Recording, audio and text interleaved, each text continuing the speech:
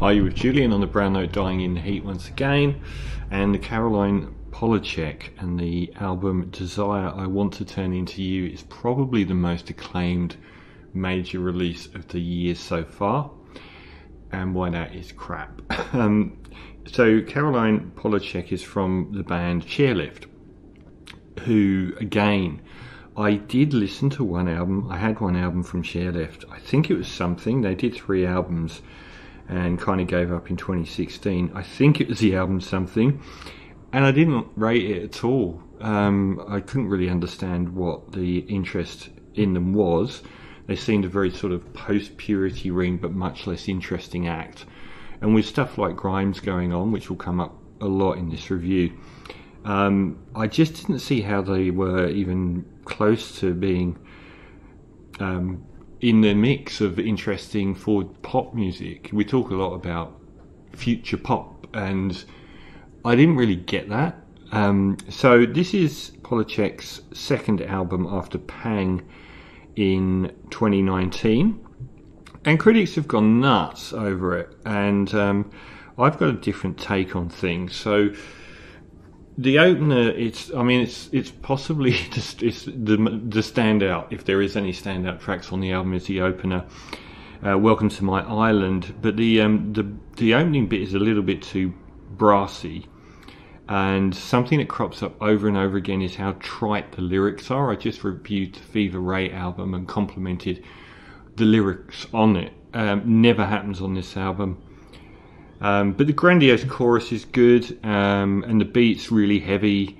It's not much of a song, to be honest, beyond a chorus, which is another allegation I'd probably level at a lot of this album, but it has the biggest chorus on the album. It sounds great, and I imagine it would sound great in an isolated clip on an advert. And the breakdown was a bit cringe. Something that comes up on Pretty Impossible, which is slightly more of a song, if a lesser song. The beats and the synths on it are just really old-fashioned, like you would have heard on mid-90s trip-hop, which in this day and age, where that kind of use of drum programming, synth programming, sub-bass and everything can create really futuristic versions of pop music. I don't see that at all here. The Bunny as a Rider I thought was a much stronger track overall. It wasn't just based around a hook. The vocals often on this album and her singing are often excellent. It's a much stronger song. It's like a sort of lighter than air future R&B pop song. Start to finish, the strongest yet. Sunset, number 4, No Regrets, 'Cause You're My Sunset.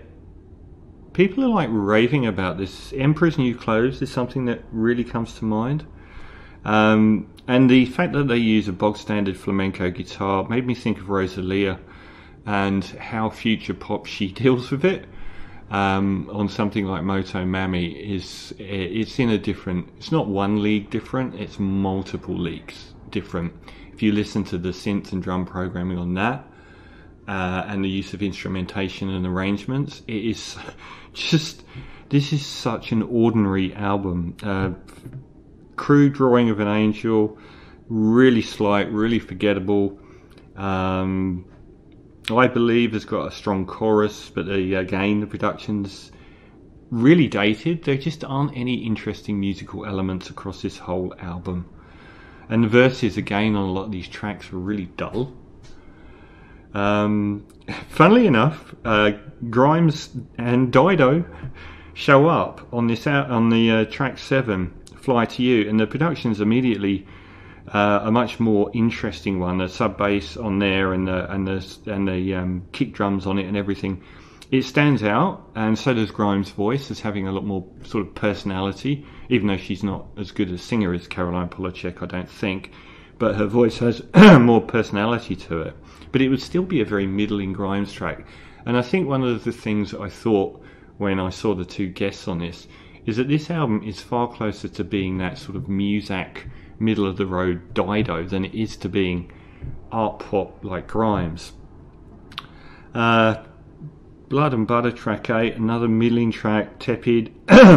Not sure about the bagpipes on the breakdown. Again, even if you're going to do that, go hard. Everything here just sort of arrives and dissipates as soon as it's happening, and it doesn't happen hard enough. Hope Drunk Everlasting, track 9, boring. 10 is Butterfly Net. Again, very dull. Try Butterfly Net. The chorus is trying to catch your love. Where are these critics getting this shit from? Track 11, Smoke, rhymes volcano with say no. And she wheels out these na na na na. She seems to do it on a lot of the tracks on here, this sort of very ordinary tepid na na hook. And a really dull track to end on, Billions. Although the beat is at least slightly more interesting, but it's a flat way to end the album. So other than the bombastically loud chorus that opens the album, there's not really any standout tracks. Everything here, I mean, everyone's like paying out on Grimes because she married Elon Musk, which is okay, fair enough. If Grimes released this album, we'd all be saying it was the least interesting, least forward-thinking and weakest Grimes album. Everything that Grimes has done, including her last album, what's the flaw with this? And it's also post-Purity Ring, who emerged about 12 years ago or whatever. Their debut album set the template for a lot of female vocal future pop since. And everything here is so much weaker than that and sounds like it was made before that.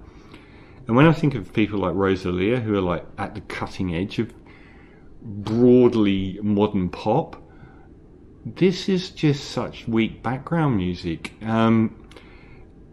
I've got to think that there's an awful lot of music journalists out there now that think TikTok is really neat. I can't explain it in any other way. So I think this is actually a very weak album. It's not something I'm going to go back to. And I'm going to give it Caroline Polachek, Desire I Want to Turn Into You, a 4 out of 10.